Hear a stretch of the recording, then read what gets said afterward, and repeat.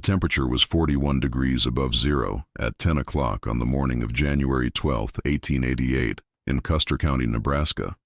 Farmers were out in their fields. School children had walked to class without coats. A Methodist circuit preacher named Amos Kettlewell was riding horseback between homesteads, remarking to no one in particular that it felt almost like spring. 12 miles to the northwest, a woman named Marta Szymanski was standing on the roof of the strangest structure in 3 counties, pressing her hand flat against a wall made almost entirely of stacked prairie straw, and laughing, because for the 4th time that week, a neighbor had ridden past and shaken his head. She didn't care. She had been laughed at since the day she filed her claim. By 2 o'clock that afternoon, the temperature would drop 63 degrees in under an hour. Wind would reach 70 miles an hour. Every conventional shelter in that valley, the standard issue frame shacks, the thin-walled claim shanties, the one-board-thick constructions that passed for houses on the Nebraska prairie, would begin killing people. Children would freeze to death within a quarter mile of their own front doors. Grown men would be found dead in snowdrifts the following morning, packed in so tight the cold had stopped them where they stood. Marta Szymanski's house would hold 41 degrees of interior warmth through the worst 12 hours of what history would remember as the school children's blizzard. 41 degrees, the same number as the pleasant morning temperature outside before the storm. The irony of that number wouldn't be lost on a single person who survived to notice it. To understand what Marta built, you have to understand what she was building against. The Homestead Act had been promising free land since 1862.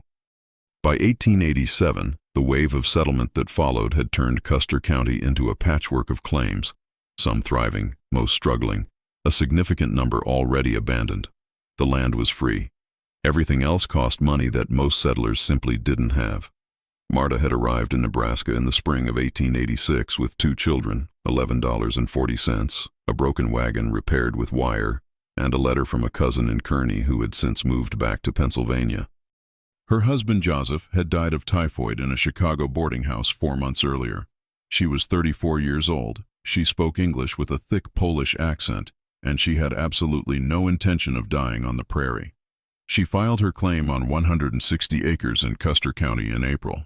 The quarter section sat along a shallow draw that collected a reliable trickle of water 6 months out of the year.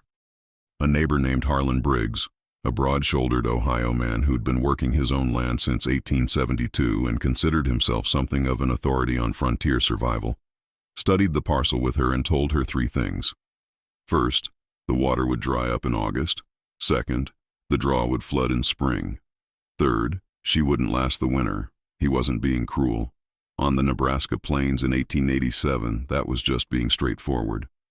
Marta thanked him, nodded, and spent the next 2 weeks walking every inch of her land. What she was looking for was building material.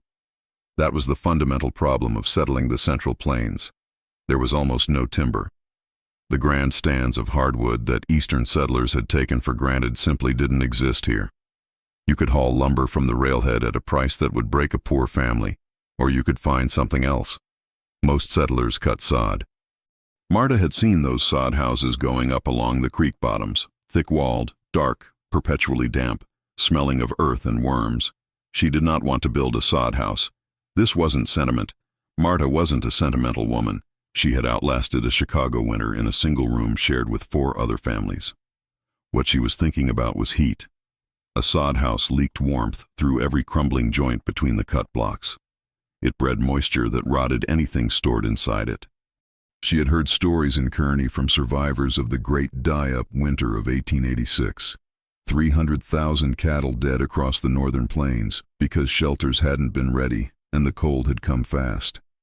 She was thinking about insulation. She just didn't have a word for it yet. What she had was 17 acres of thick bluestem prairie grass standing 6 feet high in her lower field. She had a baling press borrowed from a neighbor named Tobias Frenzel, a German immigrant carpenter who had built what he considered an excellent house from milled lumber hauled 42 miles from the railhead, and who viewed Marta's grass operation with the polite contempt of a skilled tradesman watching someone improvise badly. "That won't keep anything out," he told her, leaning against his fence. "Straw is for animals. You need wood." Marta looked at the price of wood. She had $2.85 left after seeds and tools. She began baling. The bales she produced measured approximately 18 inches thick and 36 inches long, tight packed enough that a full-grown man could stand on one without compressing it more than a quarter inch. She stacked them in a running bond pattern, the same offset stagger a mason uses with bricks, with each course set back 2 inches to create a slight inward lean that would resist lateral pressure. She drove wooden stakes through from top to bottom at 30-inch intervals, pinning the courses together. Between the bales, she packed a mixture of clay soil and ground-dried grass. When it dried, it became harder than the surrounding bale material and completely windproof. The walls were 22 inches thick. For comparison, the standard frame shack going up all over Custer County that season had walls approximately 1 inch thick.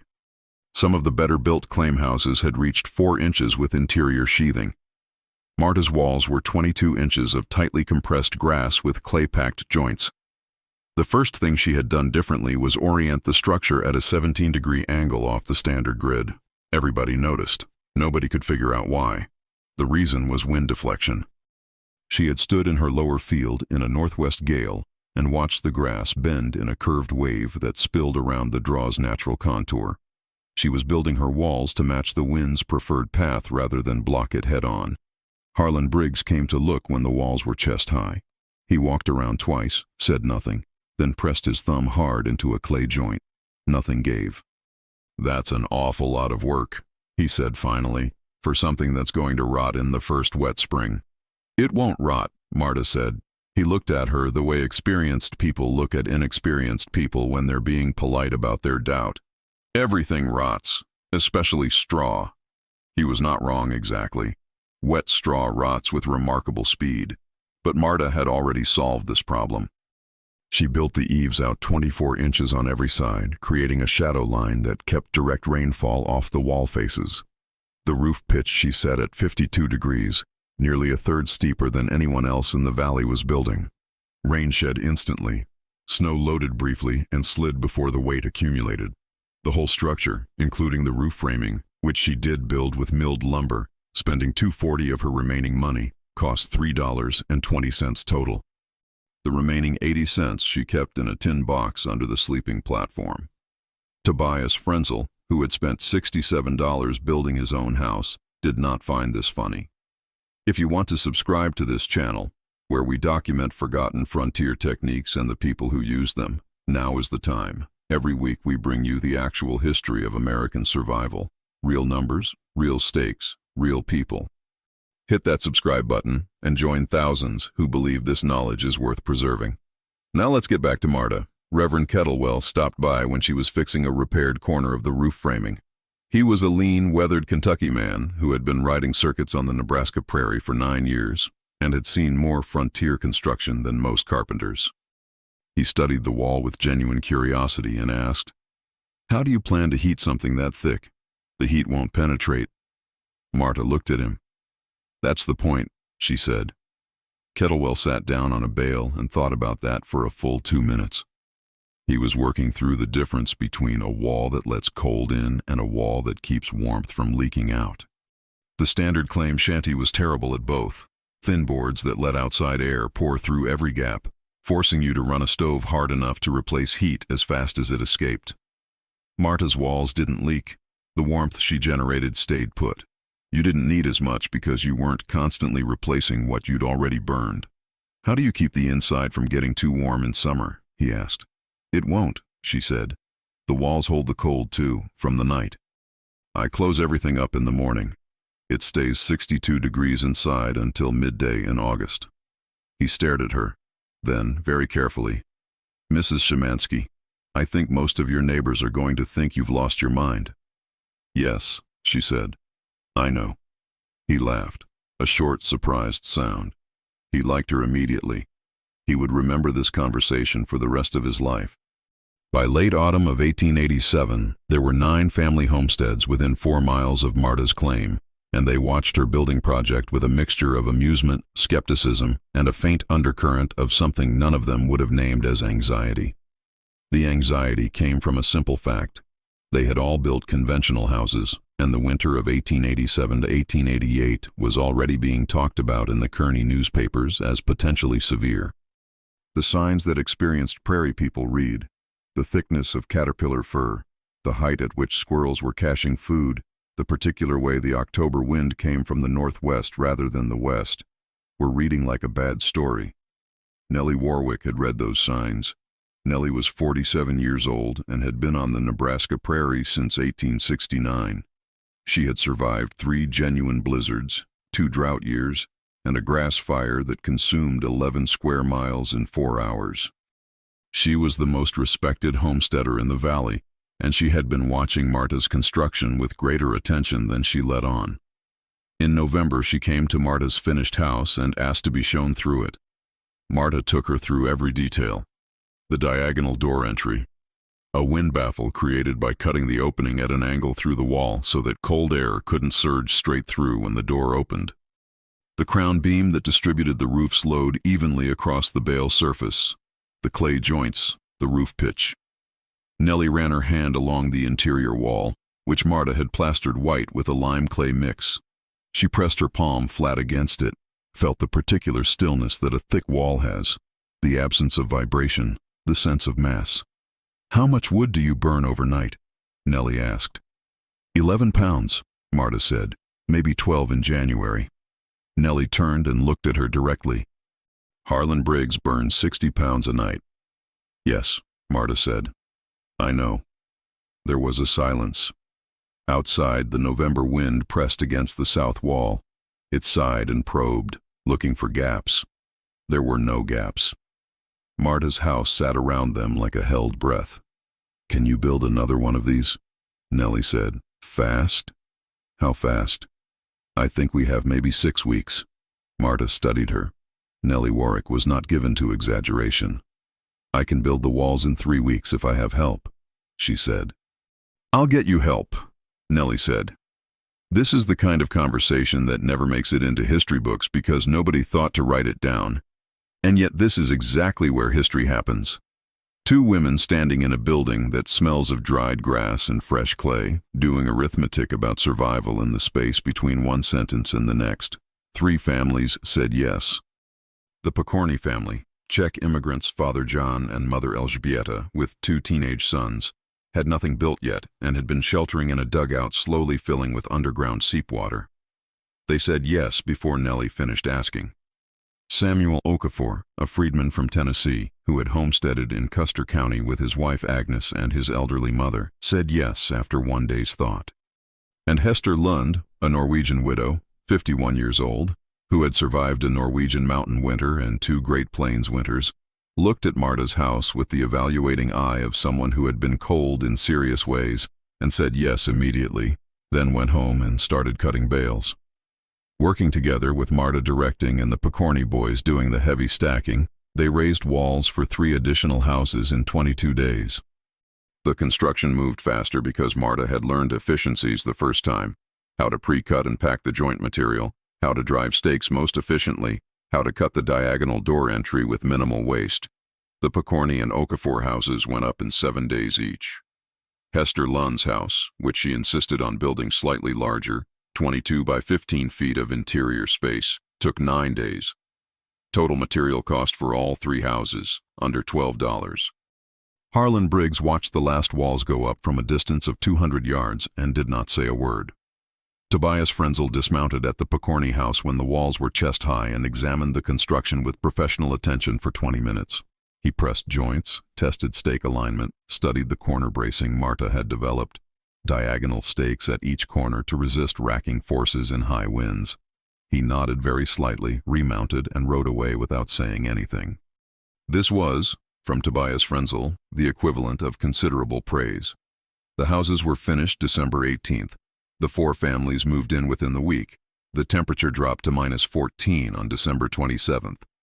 Marta burned 11 pounds of wood that night and woke to an interior temperature of 53 degrees. Chester Almeida, 2 claims to the east, burned 73 pounds and woke to an interior temperature of 31. January came. The sky had the color and texture of pewter for 2 weeks running. The snow that had fallen since November was packed hard and going nowhere.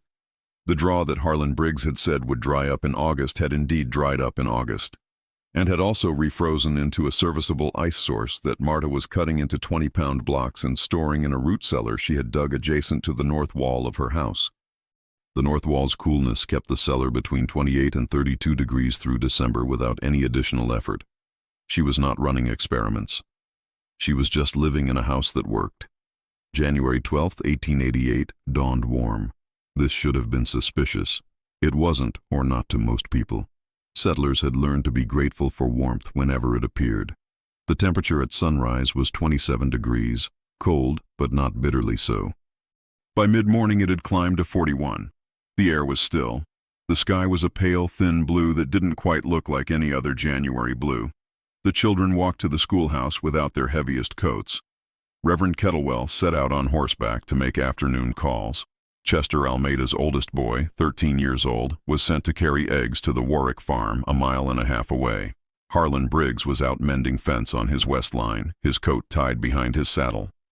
Marta was on her roof. She had gone up to check the chimney cap, which had developed a slight lean in the December winds. She was pressing it back into alignment with a wooden mallet when she looked up at the northwest horizon and stopped moving.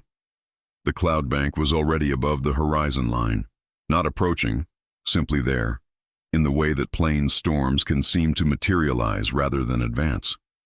It had that particular density that experienced prairie people recognized as something different from ordinary overcast. A vertical, compressed quality, like a wall being raised rather than a ceiling being lowered. The color was wrong. Not gray, but green-gray at the base and white-gray at the top, and the top was moving fast. Marta was down off the roof in 90 seconds. Inside in another 30, pulling her children, 11-year-old Katarzyna and 8-year-old Piotr, away from whatever they were doing, telling them in rapid Polish to put on everything they owned.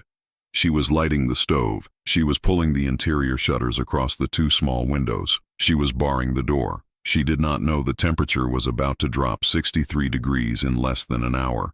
She did not know the wind would reach 70 miles an hour. She did not know this storm would kill approximately 500 people across Nebraska, Dakota, and Minnesota. She knew what the horizon looked like, and that was sufficient. What she did know was that her walls were 22 inches thick. Her door was a double-baffled diagonal entry that no wind had found a way through.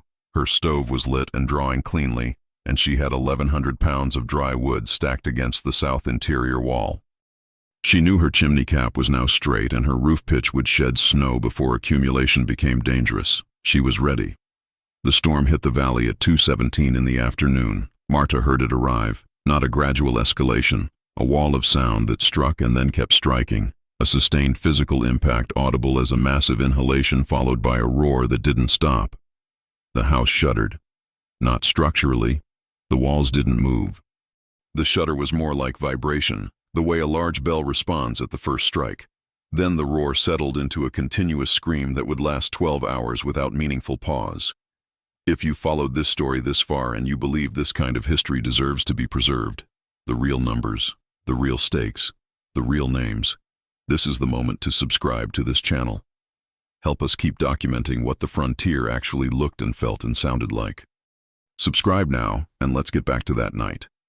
Inside Marta's house, the stove was holding at 68 degrees when the storm arrived. She had been heating since she came in from the roof. As the outside temperature fell toward -20, she added wood methodically, 1 split log every 40 minutes. She was counting burns. She had enough for 16 hours at that rate. Katarzyna sat on the sleeping platform doing arithmetic for schoolwork. Piotr had fallen asleep. The stove ticked and breathed. The walls pressed back against the storm.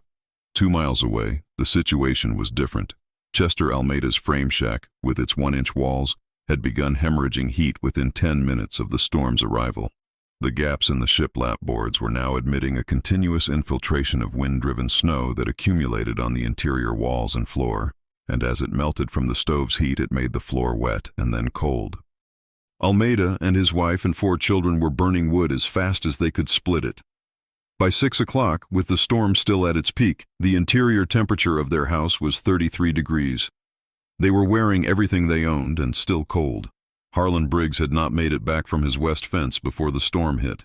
He found the Warwick barn by following his horse, which had a better sense of direction in a whiteout than any human.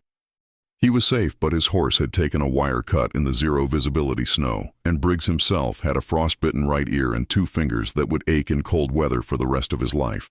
Reverend Kettlewell, caught between claims, had made the decision to stop moving and shelter in place. He crawled under his horse. The animal lay down, either by instinct or exhaustion, and covered himself with his horse blanket for 6 hours until the storm's worst had passed. The horse survived. Kettlewell survived, with frostbite on both feet that would cost him 2 toes. He would describe those 6 hours for the rest of his life as the longest he had ever spent, the quietest, and the most genuinely uncertain. Chester Almeida's oldest boy had reached the Warwick house just before the storm broke. He was safe. The eggs in his coat pocket had frozen solid before he arrived. The Pokorny family's straw house stayed at 51 degrees through the storm's peak. Jan Pokorny burned 44 pounds of wood over 12 hours, compared to Harlan Briggs's typical 60 pounds on an ordinary cold night.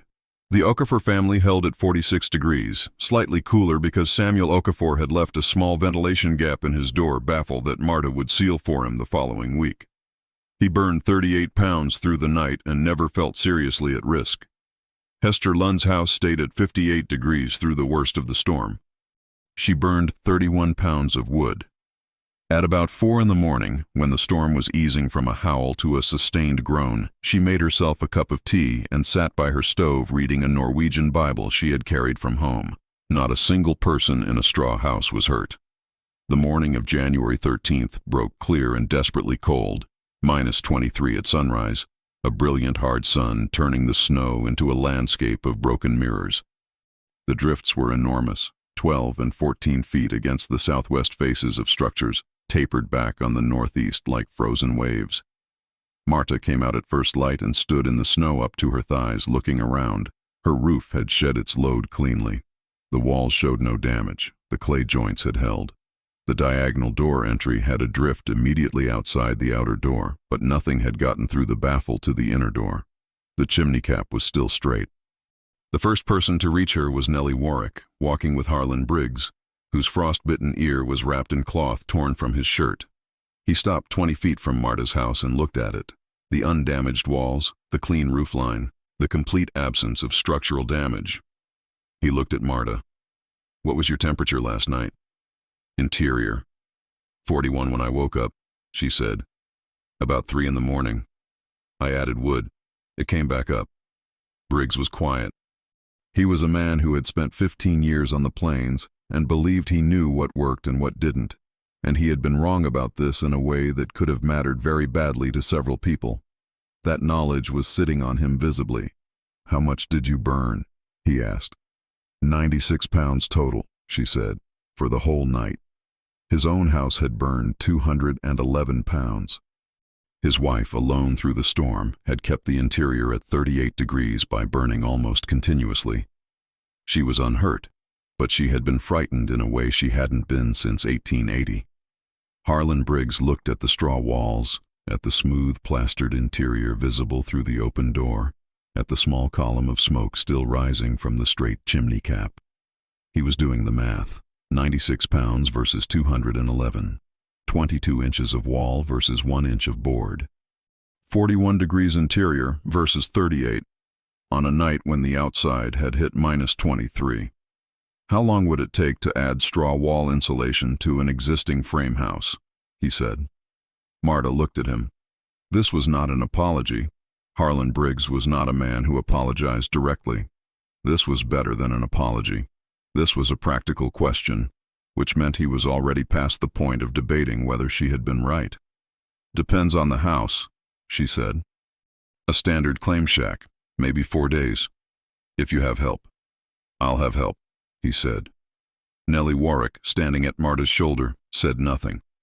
But there was a quality to her silence that was the equivalent of several paragraphs. Chester Almeida came 3 days later. His family was unhurt but shaken. He didn't bother with preamble. I want to do what you did. Can you teach me? Yes, Marta said. What will it cost? Work, she said. Mine, then yours. He nodded. That was the currency of the frontier, and he understood it perfectly. Tobias Frenzel came a week after. He examined Marta's walls again with the attention of a skilled craftsman working out the mechanics of something he hadn't built himself. He paid particular attention to the corner bracing and the crown beam connection.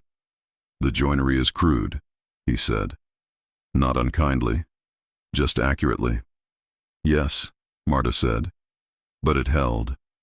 "I could do this better," he said. "I'm sure you could," she said. He looked to see if that was sarcasm. It wasn't. She meant it exactly. He was a better carpenter, and they both knew it, and none of that changed the fact that her walls had been 22 inches thick during the worst blizzard in Nebraska's recorded history. "I'll build one for the Reinhardt family on the North Claim," he said finally. "They have nothing adequate." "I'll help you," Marta said. He looked slightly startled. He had expected to be doing her a favor. He recalibrated. "Good. Come Monday." The Reinhardt house went up in 11 days, combining Frenzel's precise joinery with Marta's design logic into something genuinely better than either had produced alone. The corners were tighter. The crown beam connection was cleaner. The diagonal door entry was refined to include a small interior bench for removing snow-covered outer garments before entering the main room.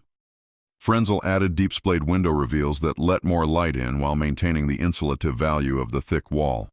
Marta added an additional layer of clay plaster in a technique she had learned watching Agnes Okafor, who had grown up making clay-plastered walls in Tennessee, and applied the skill with a fluency that made the Szymanski original look like a first draft.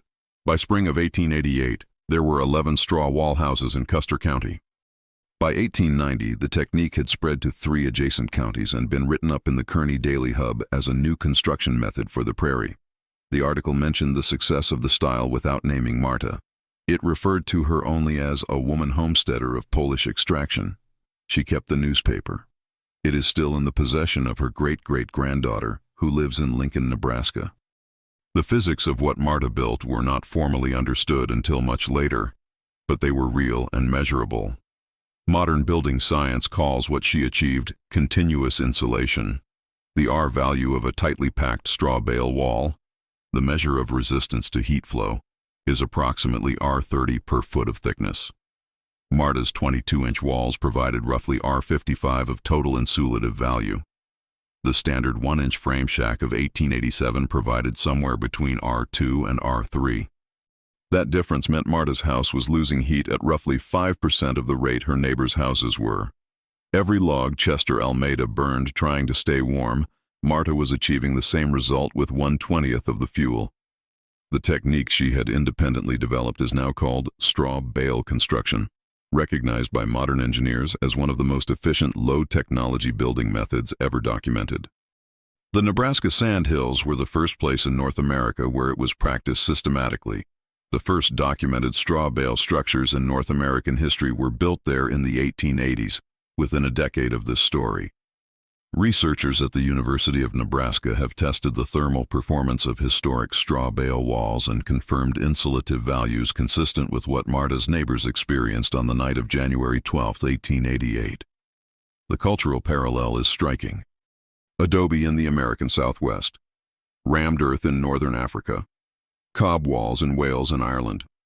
The Pueblo people of the Colorado Plateau had understood that a thick wall retains warmth differently than a thin one since before Europeans reached the continent.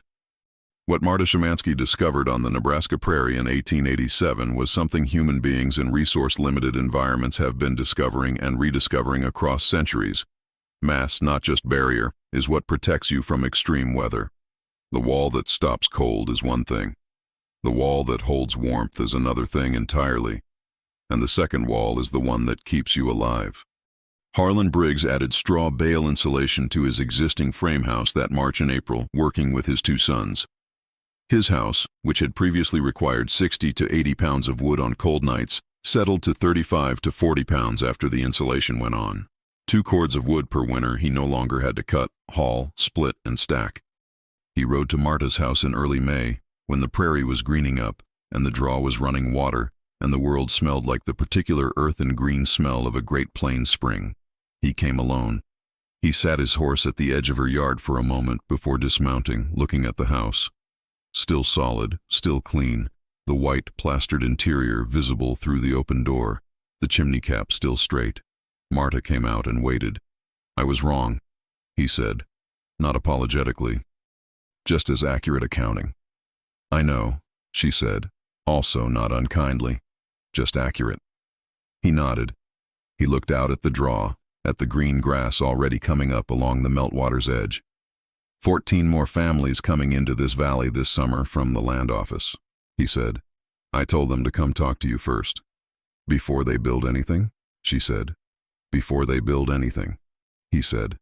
He got back on his horse and rode north without another word. He was not comfortable with gratitude given or received, and he had said what he came to say. Marta watched him go. She stood in her doorway, in the doorway of her diagonal entry-baffled tunnel through 22 inches of pressed prairie grass, in the doorway of the house that had cost $3.20 and kept her children at 41 degrees through a blizzard that killed 500 people. She was 36 years old. She had 160 acres of Nebraska prairie, a root cellar full of food, and a working knowledge of how to keep people alive in it.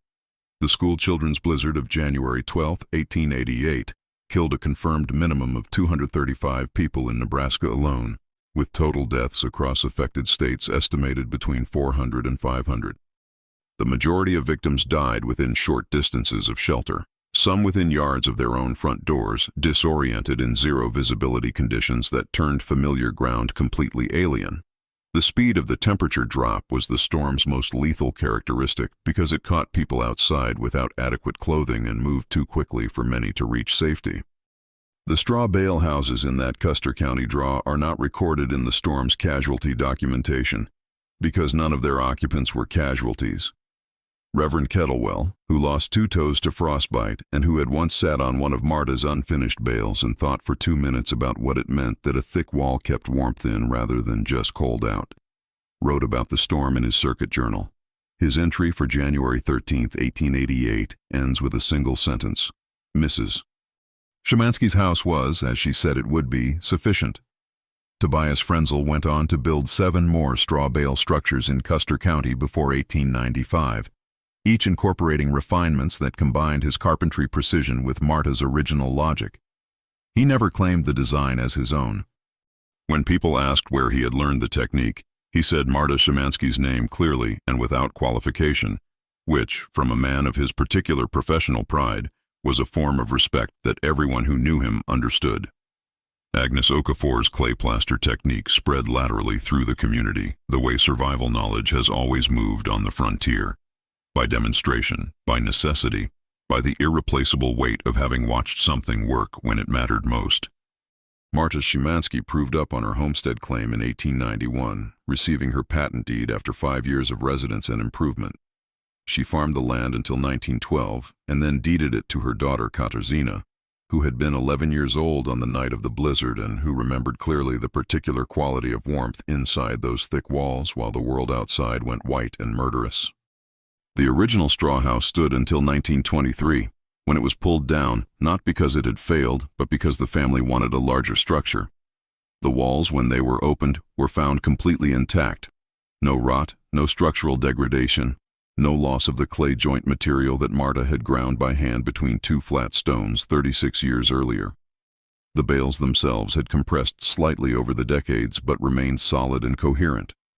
A local newspaper ran a brief article about the demolition.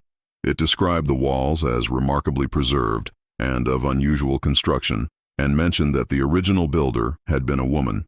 It did not give her name. She built what she built because she had no money and a clear eye and 2 children who needed to be warm. She used what the land gave her because the land gave her very little else.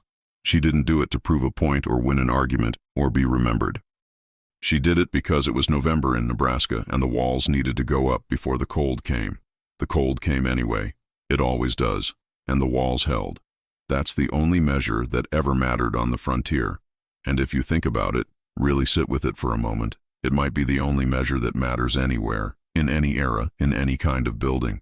Not the sophistication of the material, not the cost, not what it looks like from a distance. Just whether it holds when the storm arrives. Just whether the people inside stay warm. If you've made it this far in this story, you're the kind of person who believes this history deserves to be preserved, not as nostalgia, but as a living record of what human beings are capable of when they think clearly about hard problems with limited resources. The knowledge Marta used didn't come from a book. It came from observation and logic and the specific intelligence the frontier required. That intelligence is worth documenting and keeping. Hit the like button if this story is worth sharing, and subscribe to this channel to stay with us as we find these people and tell their stories the way they deserve. In full, with their names, with the numbers that prove what they did, and with the respect that time has too often withheld from them. The grass in the Custer County draw is still there. It still bends in the northwest wind in that same curved wave she studied before she decided how to angle her walls. It still has an R value of approximately R30 per foot if you pack it tight enough. It's still waiting for someone with clear eyes and $3.20 and enough common sense to see what's already there.